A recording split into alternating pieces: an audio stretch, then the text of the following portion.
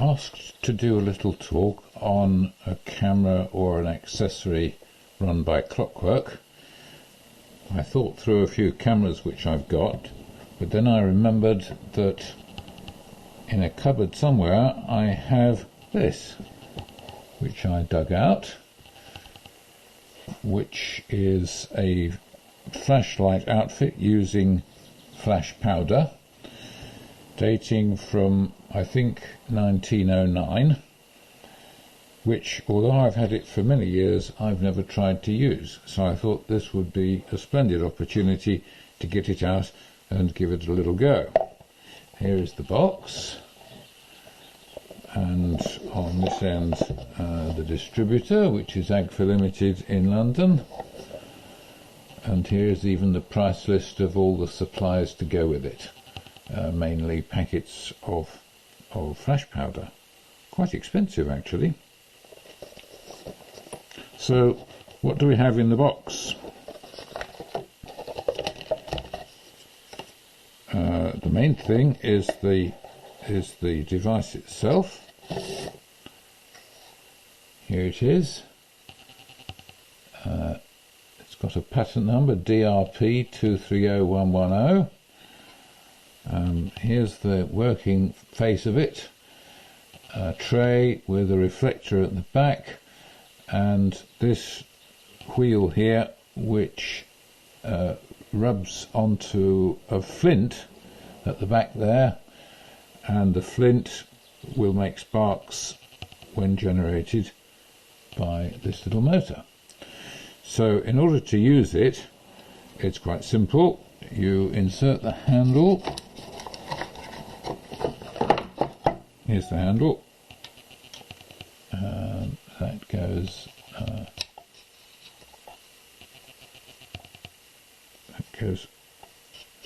on the back there. That's right. Rewind it up.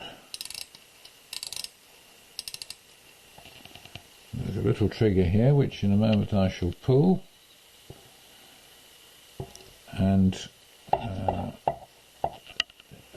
if we hold it like that and getting it into focus, if I pull the trigger, you see that the flint makes a nice big spark, which will ignite the flash powder, which is going to sit in the tray here. So that's an excellent start. What else is there in the box?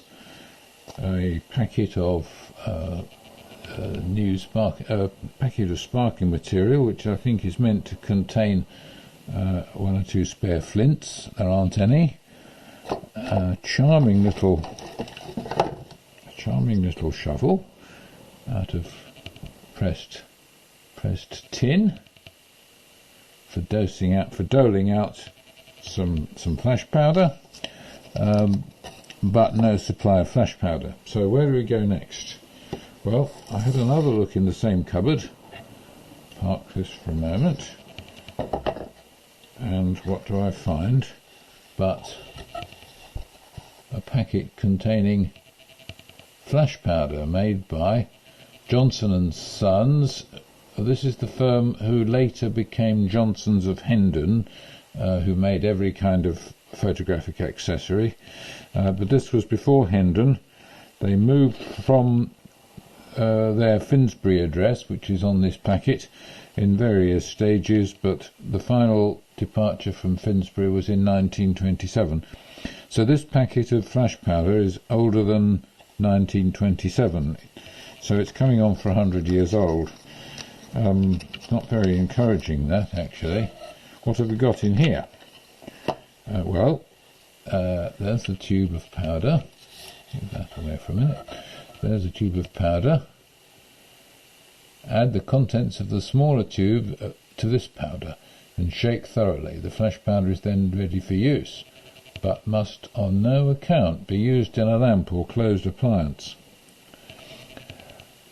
And there's some directions to place it in a heap or a train on a tin lid well away from any inflammable materials.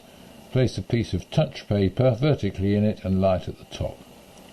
For an ordinary portrait, use 10 grains of the mixture.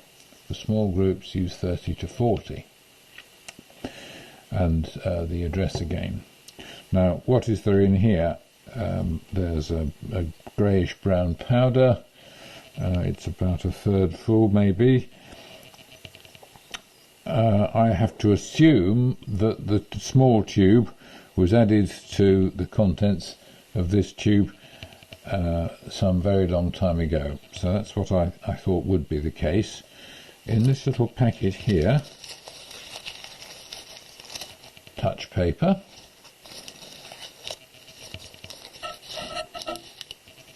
and here we are, strips of paper which can be taken out and folded and dipped into a pile of flash powder.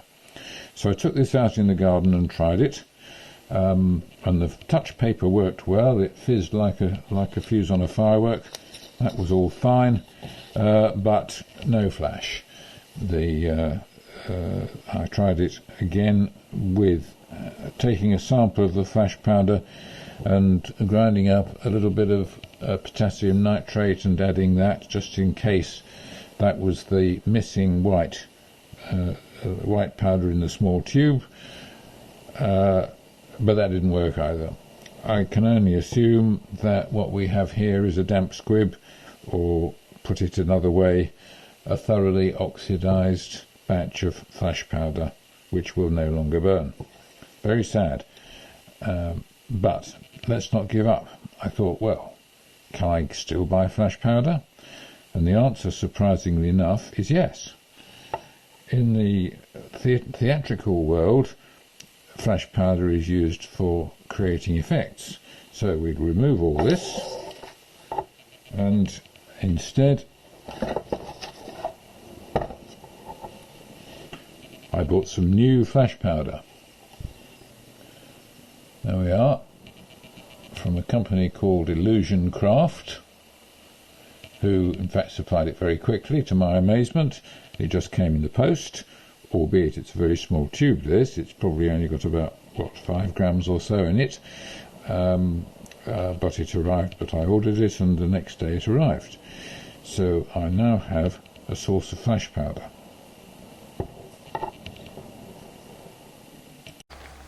So, how much flash powder to use? Judging by the instructions on the Johnson's tube, about half a gram would be a useful amount for a first trial. So here goes.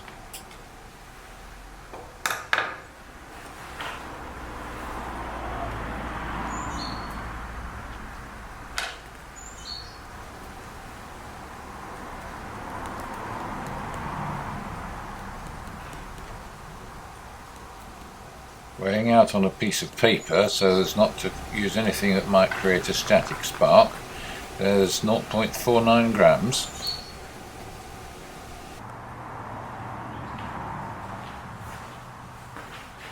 Which we can now load into the flash gun, making sure it's somewhere close to the sparky wheel. There we go, all ready to go.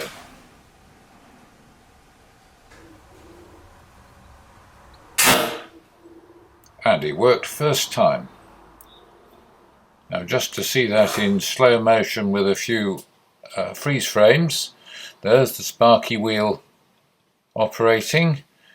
The powder is starting to ignite there, and more, and off it goes.